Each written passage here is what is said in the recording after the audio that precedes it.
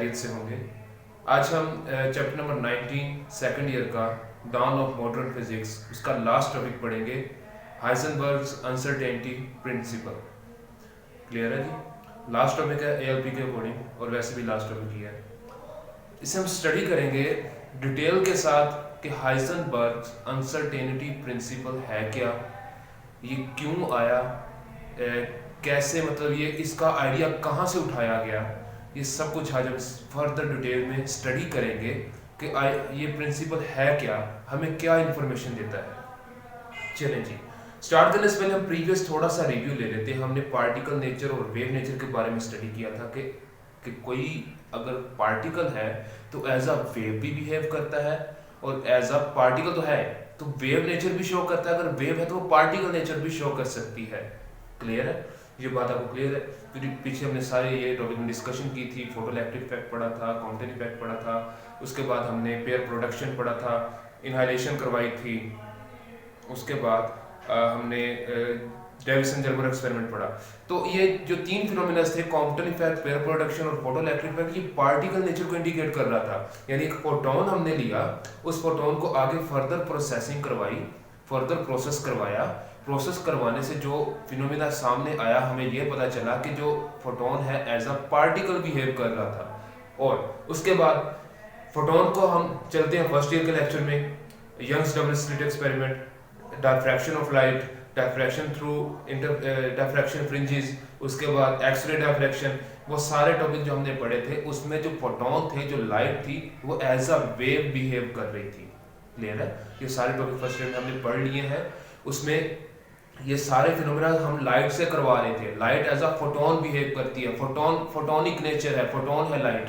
तो वो सारी जो फिनोमेना थे वो हमें वेव नेचर दे रही थी, क्योंकि वेव ही डायफ्रैक्ट करती है, वेव ही इंटरफेयर करती है, वेव ही रिफ्लेक्ट होती है, वेव ही रिफ्रैक्ट होती है। ये सारी प्रॉपर्टीज वेव्स की हैं। पार्टिकल जो होता है वो अपना मोमेंटम ट्रांसफर करता होता है, अपनी एनर्जी ट्रांसफर करता होता है। जैसे फोटोइलेक्ट्रिक इफेक्ट में एनर्जी ट्रांसफर हुई, इंटरकन्वर्जन हुई एनर्जी की, law of conservation energy apply किया, कॉम्पटन इफेक्ट में law of conservation, law of momentum दोनों अप्लाई किए। उसके बाद हमने पेयर प्रोडक्शन में लॉ ऑफ कंजर्वेशन हमने अप्लाई कर दिया। तो ये जो पार्टिकल नेचर है, और फोटोन जो है एज अ पार्टिकल भी बिहेव करता है और एज अ वेव भी बिहेव करता है। सिर्फ फोटोन की बात नहीं कर रहा, जितने भी सब एटॉमिक पार्टिकल्स हैं like electrons, neutrons, protons, neutrino, alpha particle, beta particle, gamma ray, ये सारे के सारे जितने भी पार्टिकल ये एज अ पार्टिकल बिहेवियर भी शो करते हैं, वेव बिहेवियर भी शो करते हैं।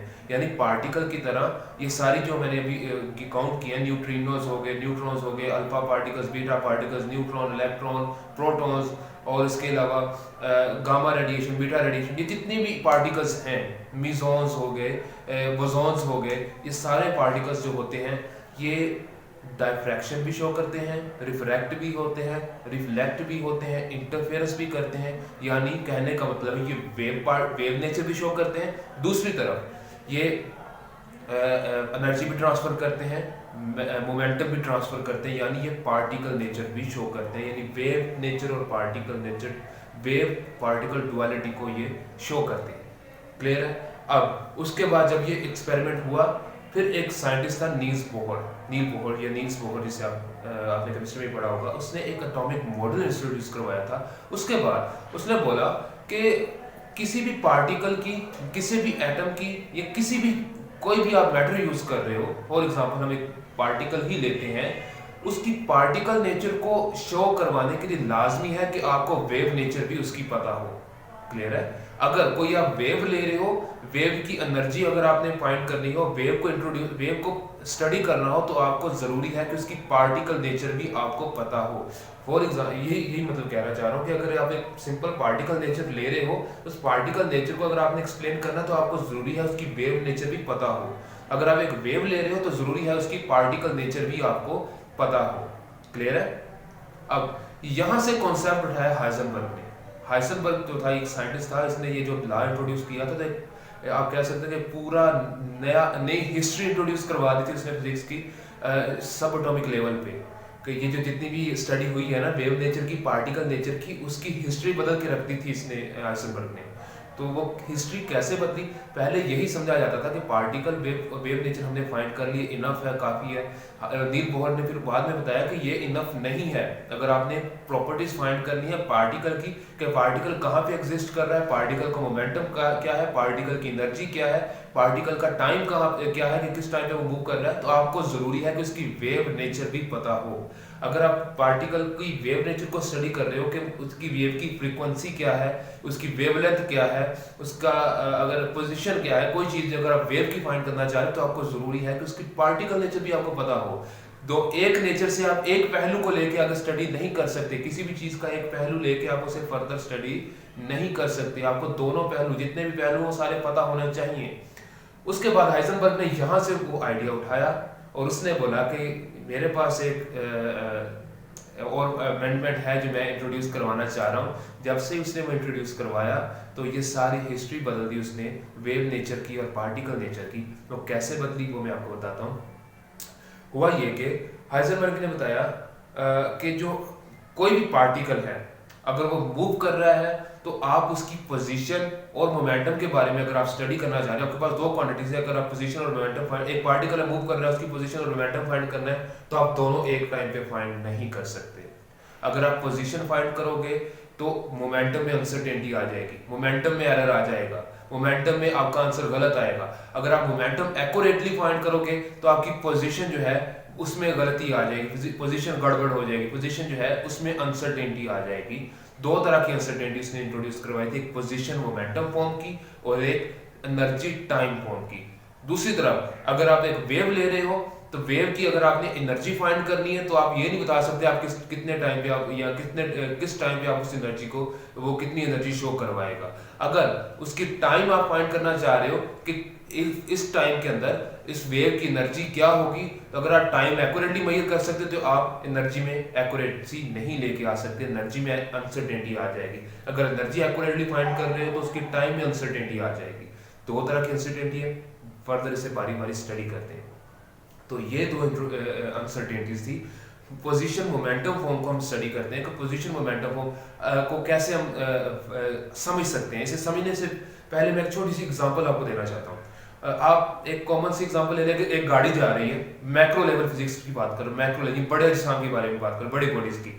आप एक गाड़ी जा रही है, आप उसे देख के उसे स्टडी करके बता सकते हो कि गाड़ी की पोजीशन क्या है विद रिस्पेक्ट टू ओरिजिन। वो तीन coordinate system, X axis, Y axis, E axis, origin के रिस्पेक्ट आप बता सकते हो कि गाड़ी की पोजीशन क्या है। I unit vector, J unit vector, के यूनिट वेक्टर फर्स्ट ईयर में हमने पढ़ा हुआ है। और एट अ टाइम आप ये भी बता सकते हो ये कितनी वेलोसिटी से मूव कर रही है। मैस तो आपको पता होगा कि गाड़ी का मैस क्या है, तो आप मोमेंटम और position at a time find कर सकते हो। एक गाड़ी जा रही है या एक बॉल आप फेंकते हो यहाँ पे, तो आप दोनों चीजें एक्यूरेटली मेजर कर सकते हो कि इसकी पोजीशन क्या है और इसकी वेलोसिटी क्या है या इसका मोमेंटम क्या है।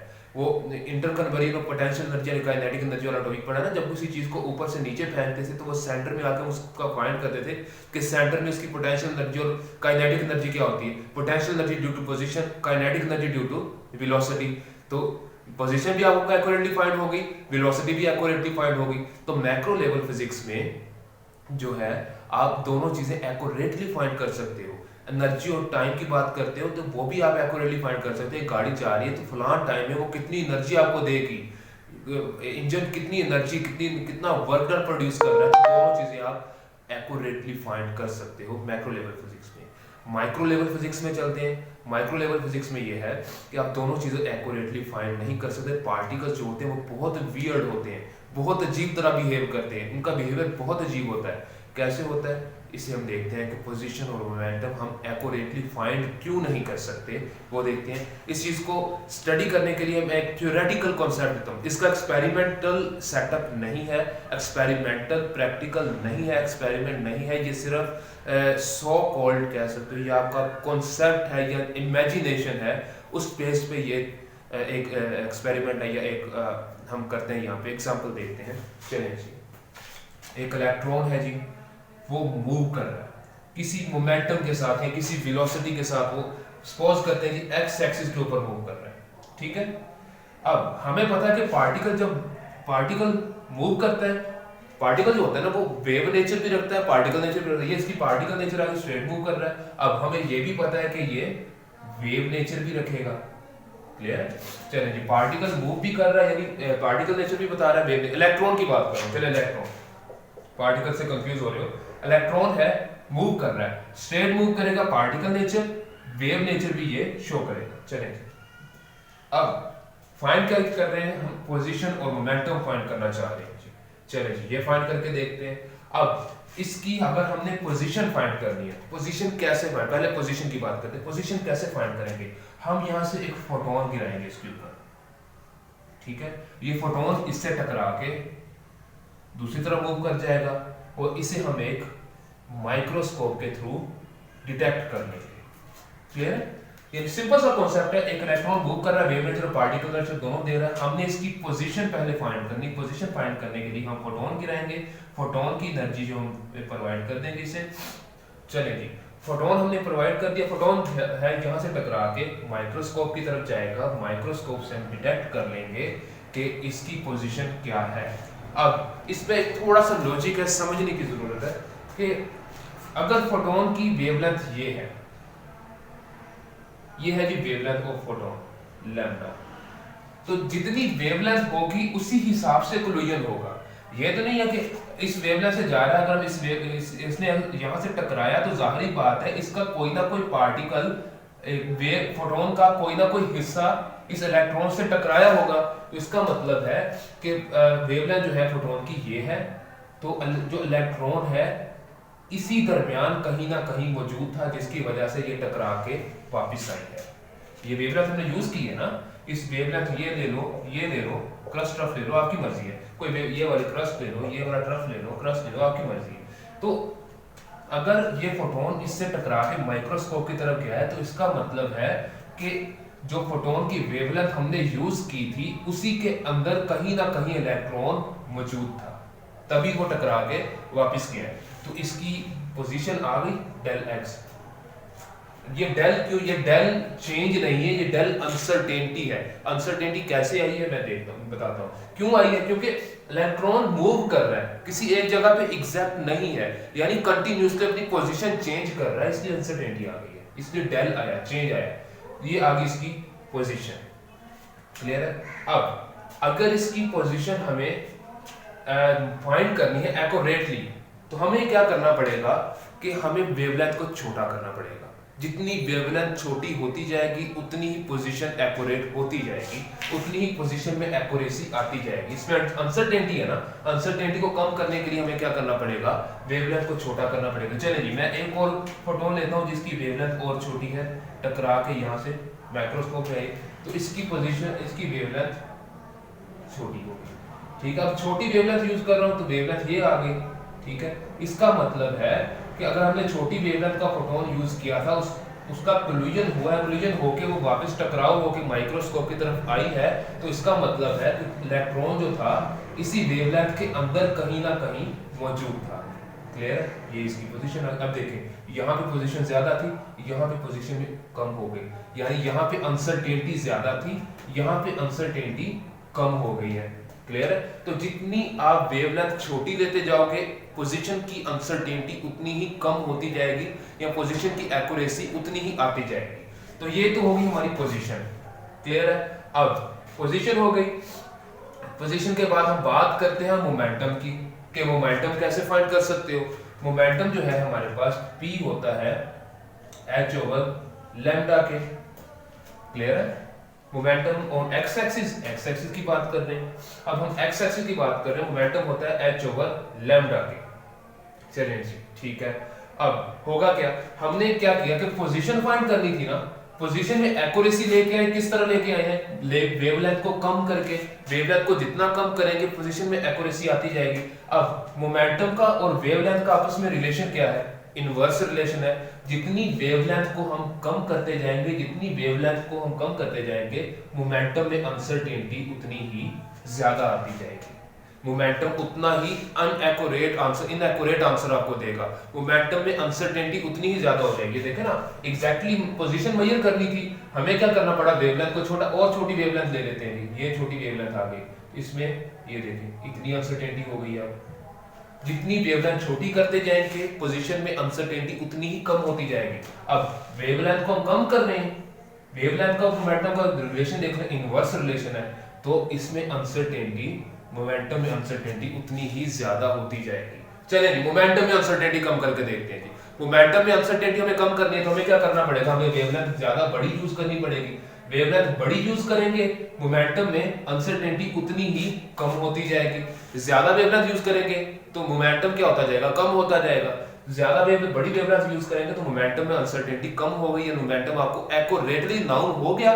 लेकिन हमने वेवलेंथ ज्यादा की, तो ये देखें जी, ज्यादा वेवलेंथ, ज्यादा बड़ी वेवलेंथ ले लें, ज्यादा बड़ी वेवलेंथ ले ली तो इसका मतलब है पार्टिकल यहां से लेके यहां तक कहीं ना कहीं मौजूद होगा।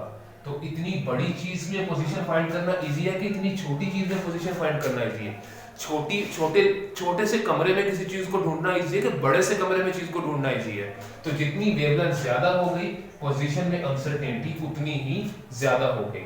लेकिन जितनी वेवलेंथ ज्यादा करोगे मोमेंटम उतना ही एक्यूरेटली आपको आ जाएगा। तो पोजीशन को इंक्रीज करते जाओगे तो मोमेंटम में अनसर्टेनिटी डिक्रीज होती जाएगी, पोजीशन को डिक्रीज करते जाओगे मोमेंटम में अनसर्टेनिटी उतनी ही इंक्रीज होती जाएगी। तो यही था पोजीशन और मोमेंटम फॉर्म के। आप पोजीशन को और मोमेंटम को एक्यूरेटली नाउन नहीं कर सकते, दोनों को एक्यूरेटली फाइंड नहीं कर सकते। अगर आप पोजीशन फाइंड करोगे तो आपको मोमेंटम में अनसर्टेनिटी आ जाएगी, अगर मोमेंटम एक्यूरेटली फाइंड करोगे तो पोजीशन में कोई ना कोई एरर आ जाएगा। तो ये था हमारे पास पोजीशन मोमेंटम फॉर्म। अब इसकी फर्दर कैलकुलेशन करते हैं कि वो किसके इक्वल आती है। चलिए ये मैंने दो इक्वेशन लिखनी है, ये मोमेंटम इक्वेशन, मोमेंटम को फाइंड करने के लिए, ये वेवलेंथ को, पोजीशन को फाइंड करने के लिए। अब इसे भी स्टडी कर लेते हैं। मोमेंटम वेवलेंथ जितनी कम करते जाएंगे पोजीशन में अनसर्टेनिटी उतनी ही कम होती है, क्योंकि डायरेक्ट रिलेशन है।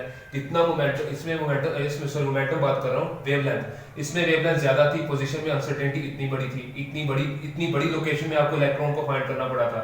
हमने मोमेंटम को कम किया, उसमें इलेक्ट्रॉन की पोजीशन, इलेक्ट्रॉन जो है उसकी वेवलेंथ कम की, तो उसकी पोजीशन में अनसर्टेनिटी भी कम होगी। यानी अब इस छोटी सी लोकेशन में इलेक्ट्रॉन को फाइंड करना पड़ेगा। हमने वेवलेंथ को और कम किया तो हमने सिर्फ इतनी सी पोर्शन में इलेक्ट्रॉन को फाइंड करना था। तो जितनी वेवलेंथ कम करते जाओगे पोजीशन में अनसर्टेनिटी उतनी ही कम होती जाएगी, एरर उतना ही कम होता जाएगा। तो डायरेक्ट रिलेशन है। अगर मोमेंटम वेवलेंथ को ज्यादा करते जाओगे तो अनसर्टेनिटी भी, पोजीशन की अनसर्टेनिटी भी ज्यादा होती जाएगी। यानी जितनी बड़ी वेव यूज करोगे उस बड़े से पोर्शन में इलेक्ट्रॉन को ढूंढना पड़ेगा, जितनी छोटी वेव यूज करोगे उतने छोटे से पोर्शन में इलेक्ट्रॉन को ढूंढना पड़ेगा।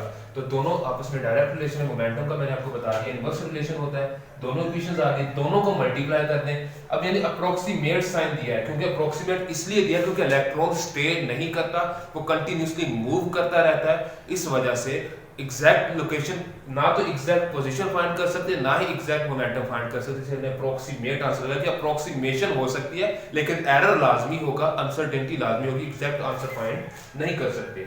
दोनों को मल्टीप्लाई कर दें, दोनों को मल्टीप्लाई करने से हमारे पास आंसर क्या आएगा। चलिए जी मैं थोड़ा सा अरेज कर देता हूँ, यहाँ से इसे अरेज कर दिया। अब डेल पी एक्स और del X equal to H over lambda multiply by lambda. Clear है? लैम्डा से लैम्डा कैंसिल हो गया, अप्रोक्सीमेट आएगा। तो del P del X equal to H के पोजीशन और मोमेंटम अप्रोक्सीमेट इक्वल है प्लांक कांस्टेंट के। क्लियर है? यानी डेल पी ना तो पोजीशन ना ही आप पोजीशन ना ही मोमेंटम फाइंड कर सकते हैं, ये कांस्टेंट है। अब देखें दोनों को फाइंड कर लेते हैं। मोमेंटम की बात कर रहे हैं, मोमेंटम आ जाएगा G nearly approximate H over del X. अब दोनों के दरमियान रिलेशन क्या हो गया, इनवर्स हो गया, क्योंकि ये मल्टीप्लाई हो रहा था, यहाँ पे डिवाइड कर दे, एच कांस्टेंट है तो ये इनवर्स रिलेशन शो कर रहा है। अगर पोजीशन में एक्यूरेसी ज्यादा करोगे मोमेंटम में एक्यूरेसी कम हो जाएगी, यानी पोजीशन ज्यादा एक्यूरेटली फाइंड करोगे तो मोमेंटम में एरर आ जाएगा, मोमेंटम में एक्यूरेसी बहुत कम हो जाएगी, एरर आ जाएगा।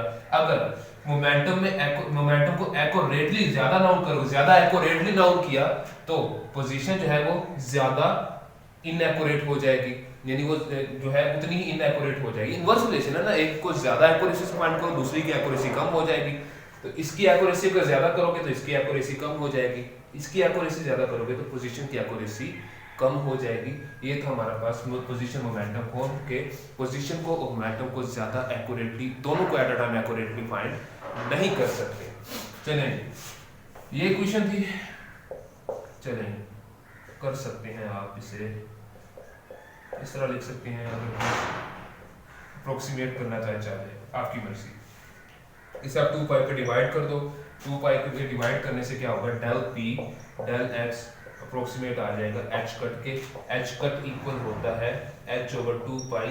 2 पाई कहते हैं जी एक कंप्लीट सर्कल को, यानी कंप्लीट फिनोमिना को, एक कंप्लीट वेवलेंथ को, एक कंप्लीट वेव को 2 पाई कहते हैं जी।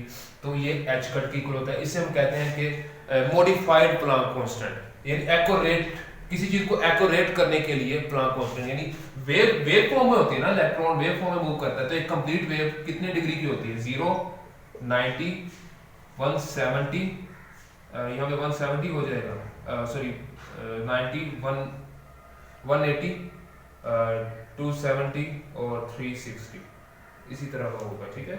चलिए, तो एक कंप्लीट वेव जो है, इलेक्ट्रॉन अगर वेव नेचर शो करता है तो 2 पाई पे डिवाइड करते हैं, तो इसे मॉडिफाइड प्लांक कांस्टेंट कहते हैं। तो ये है जी हमारे पास जो पोजीशन मोमेंटम फॉर्म। अगर ये डिवाइड करने से क्या होता है, प्लांक कांस्टेंट डिनोमिनेटर ज्यादा है, नोमिनेटर की वैल्यू कम हो जाएगी, डिवाइड किया ना तो h की वैल्यू कम हो जाएगी, तो इसे हम इस तरह लिख सकते हैं डेल x ग्रेटर होता है h कट के प्लांक कांस्टेंट के, यानी पोजीशन और मोमेंटम फॉर्म प्लांक कांस्टेंट से इसका आंसर ज्यादा ही आएगा, ये इक्वल आ सकता है या ज्यादा आ सकता है, कम नहीं आ सकता। चलिए, ये था मॉडिफिकेशन की है हमने थोड़ी सी।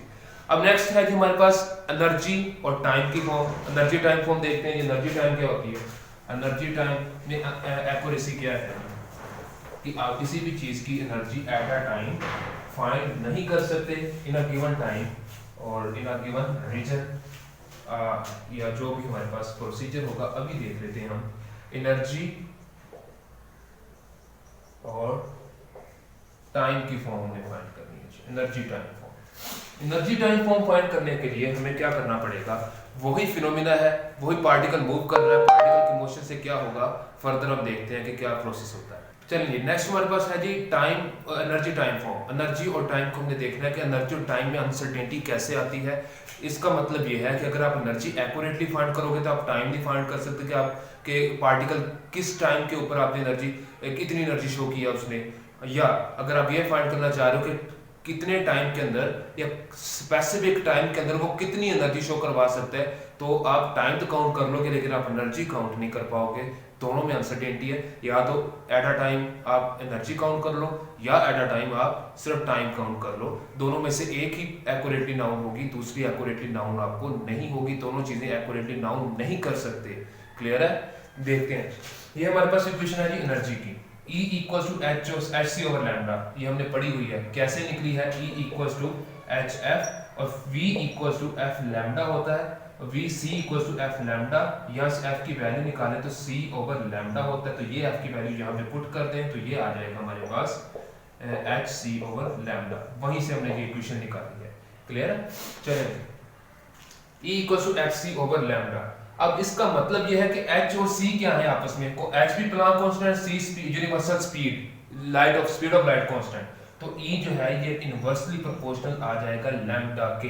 दूसरी तरफ देखेंगे, दूसरी तरफ हमारे पास T जो होता है वो फ्रीक्वेंसी का इनवर्स होता है, यानी अगर 1 कांस्टेंट है तो T direct inversely proportional 1 over F। Clear है? दूसरी तरफ देखें जी, V equals to F lambda होता है, यहाँ से लैम्डा की वैल्यू निकालें तो ये आ जाएगा V ओवर एफ। वेवलेंथ की वैल्यू निकाली क्योंकि वेवलेंथ यूज कर रहे हैं, V ओवर एफ, V क्या है, स्पीड ऑफ लाइट, यानी C ओवर एफ। C जो है कांस्टेंट है तो लैम्डा जो हो जाएगा इनवर्सली प्रोपोर्शनल फ्रीक्वेंसी। दोनों का कंपैरिजन करें इक्वेशन 1 और 2 का, तो टाइम जो है वो डायरेक्टली प्रोपोर्शनल आ जाएगा लैम्डा की। दोनों एस्पेक्ट देखते हैं। अब हमें पता है कि जितनी, अगर हमने टाइम में ये एक्यूरेसी है, एक्यूरेसी कर लेते हैं, एक्यूरेसी, इसे भी एक्यूरेसी कर लेते हैं, ये अनसर्टेनिटी कर लेते हैं, ठीक है। अब टाइम की अनसर्टेनिटी को कम करना हो तो हमें क्या करना पड़ेगा, वेवलेंथ को कम करना पड़ेगा। जितनी छोटी वेवलेंथ यूज करेंगे उतना ही टाइम एक्यूरेटली आप नाउन कर सकते हो, टाइम में अनसर्टेनिटी उतनी ही कम हो जाएगी। लेकिन दूसरी तरफ देखें, हम वेवलेंथ को कम कर रहे हैं, वेवलेंथ को कम करेंगे तो एनर्जी क्या हो जाएगी, एनर्जी हो जाएगी, ज्यादा हो जाएगी जी, एनर्जी में अनसर्टेनिटी उतनी ही ज्यादा हो जाएगी। अब यहाँ पे मैं थोड़ा सा कंट्रीब्यूशन और करना चाहता हूँ, इसी एनर्जी को उठा के मैं प्रीवियस में लेके जाता हूँ, मोमेंटम और पोजीशन फॉर्म में, उसमें लेके जाने से पहले इसे अच्छी तरह समझ लें कि अब देखें, वेवलेंथ को जितना कम करते जाएंगे टाइम में एक्यूरेसी उतनी ही ज्यादा, यानी उसमें अनसर्टेनिटी उतनी ही कम होती जाएगी, एक्यूरेसी ज्यादा होती जाएगी। लेकिन अगर मोमेंटम को हम कम कर देंगे, सॉरी मोमेंटम कह रहा हूँ, वेवलेंथ को अगर हम कम कर देंगे तो वेवलेंथ को कम करने से एनर्जी में एक्यूरेसी ज्यादा, एनर्जी में अनसर्टेनिटी ज्यादा होती जाएगी, यानी एक्यूरेसी उसमें कम होती जाएगी। अब इसकी रिस्पेक्ट इसे स्टडी करते हैं। अगर हमें एनर्जी एक्यूरेटली फाइंड करनी है तो हमें क्या करना पड़ेगा, हमें वेवलेंथ को इंक्रीज करना पड़ेगा, बड़ी वेवलेंथ यूज करनी पड़ेगी। बड़ी वेवलेंथ यूज करेंगे तो ये अनसर्टेनिटी जो होगी एनर्जी में उतनी ही डिक्रीज होती जाएगी। जितनी अनसर्टेनिटी डिक्रीज होती जाएगी हमें आंसर उतना ही एक्यूरेट मिलता जाएगा, हमें एनर्जी उतनी ही एक्यूरेट आ जाएगी। लेकिन हम कर क्या रहे हैं, वेवलेंथ को इंक्रीज कर रहे हैं। इसका मतलब वेवलेंथ जैसे ही इंक्रीज होगी टाइम की अनसर्टेनिटी उतनी ही ज्यादा इंक्रीज हो जाएगी, टाइम का आंसर, टाइम में एरर उतना ही ज्यादा हो जाएगा, इसकी एक्यूरेसी उतनी ही कम होती जाएगी। तो ये था सिंपल सा कॉन्सेप्ट कि जितनी आप एनर्जी वेवलेंथ को इंक्रीज करोगे टाइम में अनसर्टेनिटी उतनी ही कम होती जाएगी, आप अनसर्टेनिटी को अनसर्टेनिटी उतनी ही ज्यादा होती जाएगी, टाइम आपको एक्यूरेटली फाइंड नहीं होगा। अगर वेवलेंथ को डिक्रीज कर दोगे तो टाइम की एक्यूरेसी आपको फाइंड हो जाएगी।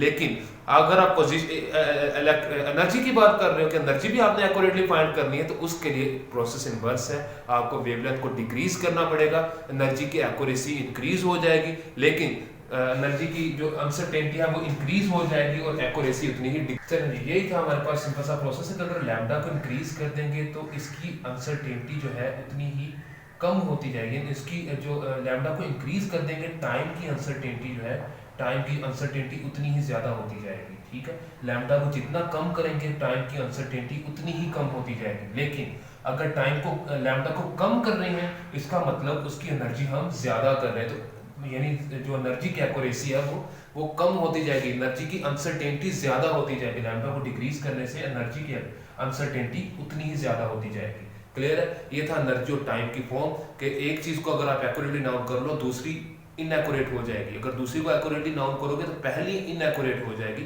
दोनों को एट अ टाइम आप एक्यूरेटली नाउन नहीं कर सकते, जान नहीं सकते। अब इसी कॉन्सेप्ट को उठा के मोमेंटम वाली फॉर्म में लगा के देखते हैं। हमने क्या किया, हमें चाहिए जी टाइम की अनसर्टेनिटी बहुत कम चाहिए। ठीक है, देखते हैं ना हर चीज के दो पहलुओं को देखना चाहिए। जैसे मैंने पहले आपको बताया था कि अगर वेव नेचर और पार्टिकल नेचर है दोनों का पता होना चाहिए, दोनों सेटिस्फाई होने चाहिए, देन ही आप प्रॉपर्टीज को स्टडी कर सकते हैं। हम क्या करते हैं, वेवलेंथ को इंक्रीज करते हैं, वेवलेंथ को डिक्रीज करते हैं, हमें टाइम एक्यूरेट चाहिए, टाइम की एक्यूरेसी चाहिए। वेवलेंथ को डिक्रीज करते हैं, टाइम की एक्यूरेसी यानी टाइम की अनसर्टेनिटी डिक्रीज हो जाएगी, यानी एक्यूरेसी इंक्रीज हो जाएगी। यानी हम अब क्या किया, टाइम को वेवलेंथ को डिक्रीज किया, वेवलेंथ को डिक्रीज करने से क्या हुआ, एनर्जी इंक्रीज कर गई। इनवर्स रिलेशन है, वेवलेंथ को डिक्रीज किया जिससे एनर्जी क्या हो गई, वो इंक्रीज कर गई। अब एनर्जी इंक्रीज करेगी, हो सकता है एनर्जी इंक्रीज करने का मतलब है कि ये जो फोटोन हमने यूज किया है इसकी एनर्जी इंक्रीज कर गई है। अब इसकी एनर्जी इंक्रीज हो गई है, अब हो सकता है कि अब फोटोन भी लाइक अ पार्टिकल बिहेव करता है, ये ज्यादा एनर्जी जब इलेक्ट्रॉन के साथ जाके कोलिजन करेगा, हो सकता है कि ज्यादा एनर्जी से ये इलेक्ट्रॉन इस सारी एनर्जी को ऑब्जॉर्व कर ले, इंटर कन्वर्जन ऑफ एनर्जी हो जाए, law of conservation of energy apply हो जाए, तो ये इलेक्ट्रॉन क्या करेगा, इस सारी एनर्जी को ऑब्जॉर्व कर लेगा। ऑब्जॉर्व करने से इसका मोमेंटम क्या हो जाएगा, और ज्यादा तेज हो जाएगा, ये ज्यादा फास्टली मूव करेगा। अब मोमेंटम तेज हो रहा है यानी ज्यादा फास्टली मूव कर रहा है, तो मोमेंटम तेज होने से क्या होगा, पोजीशन क्या हो जाएगी, वो क्या हो जाएगी, बिल्कुल मोमेंटम ज्यादा, यानी मोमेंटम की अनसर्टेनिटी ज्यादा हो जाएगी, जिससे पोजीशन आपको एग्जैक्टली फाइंड हो सकती है, पोजीशन एक्यूरेटली, पोजीशन की जो अनसर्टेनिटी है वो डिक्रीज हो जाएगी। क्लियर है, अब पोजीशन की अनसर्टेनिटी डिक्रीज हो गई, लेकिन मोमेंटम की अनसर्टेनिटी तो इंक्रीज हो गई ना, तो आप मोमेंटम को और पोजीशन को एट अ टाइम फाइंड नहीं कर सकते, सेम एनर्जी और टाइम को एट अ टाइम फाइंड नहीं कर सकते। जनरल इक्वेशन में कन्वर्ट करते हैं, दोनों इक्वेशंस को मल्टीप्लाई कर दें तो ई आ जाएगा, हमारे पास ई होता है एच ओवर लैम्डा और ये डेल टी, दोनों को मल्टीप्लाई कर दें, ये इक्वेशन 1 और ये इक्वेशन 2 दोनों को मल्टीप्लाई कर दें, डेल ई डेल टी आ जाएगा हमारे पास एच ओवर लैम्डा, और लैम्डा से लैम्डा कैंसिल हो जाएगा, जनरल फॉर्म में इक्वेशन आ जाएगी E del T H constant है, तो डेल टी को दूसरी साइड पे अगर जाके ले जाए ई आ जाएगा एच ओवर डेल टी। अब देखें जी, टाइम की अनसर्टेनिटी अगर आप कम करोगे तो एनर्जी की अनसर्टेनिटी ज्यादा हो जाएगी। इनवर्स रिलेशन आ रहा है, अगर एनर्जी की अनसर्टेनिटी आप कम करोगे तो टाइम की अनसर्टेनिटी क्या हो जाएगी, ज्यादा हो जाएगी। तो सिर्फ एक चीज को एक टाइम पे आप फाइंड कर सकते हैं, दोनों चीजों को एक टाइम पे फाइंड नहीं कर सकते। जनरल इक्वेशन में कन्वर्ट करना है तो इस h को 2 पाई पे डिवाइड कर दो, तो ये आ जाएगा E del T approximate h, तो E डेल टी इक्वल आ जाएगा 2 पाई पे डिवाइड किया तो h कट, तो इसका मतलब है डिवीजन करने से आंसर कम आता है, तो इसका मतलब है E del T greater than equal to h cut, यानी h कट से ज्यादा वैल्यू नहीं आ सकती, कम वैल्यू आ सकती है, h कट से कम वैल्यू नहीं आ सकती, ज्यादा वैल्यू आ सकती है। ये जनरल फॉर्म है। तो ये था जी हमारे पास हाइजेनबर्ग अनसर्टेनिटी प्रिंसिपल। इससे हमने कंक्लूड क्या किया कि जो पार्टिकल है वो बहुत ही वियर्ड नेचर रखते हैं। क्लियर है? आप नॉर्मल लेवल की ऑब्जेक्ट्स को पार्टिकल के साथ कंपेयर नहीं कर सकते, दोनों का फिनोमिना डिफरेंट होता है, दोनों आपको डिफरेंट प्रोसेस देते हैं। अब यहाँ पे कंक्लूजन ये है कि एनर्जी और जो है एनर्जी, टाइम, मोमेंटम, पोजीशन, ये डिपेंड किस पे करता है, ये डिपेंड करता है कि आप फिनोमिना कौन सा यूज कर रहे हो। क्लियर है? अगर पार्टिकल नेचर है तो मोमेंटम और उसकी आप नहीं फाइंड कर सकते, मोमेंटम पोजीशन नहीं फाइंड कर सकते। अगर वेव नेचर को स्टडी कर रहे हो तो एनर्जी टाइम फॉर्म को नहीं फाइंड कर सकते। दोनों डिफरेंट है, दोनों चीजें अनसर्टेन हो जाएंगी। क्लियर है? तो पार्टिकल एज अ वेव और एज अ कोई भी ऑब्जेक्ट एज अ वेव और एज अ पार्टिकल बिहेव करता है, तो इसका मतलब आप ये चारों चीजें accurately find at a time नहीं कर सकते। तो ये था हमारे पास हाइजेनबर्ग्स अनसर्टेनिटी प्रिंसिपल, और उम्मीद है इस चीज की आपको समझ आई होगी। फर्दर कोई क्वेश्चन हो तो आप कमेंट सेक्शन में पूछ सकते हैं। आज के लिए इतना था, लेक्चर भी थोड़ा लंबा हो गया लेकिन मजे का लेक्चर है, अच्छे से तैयार करिएगा। अल्लाह हाफिज।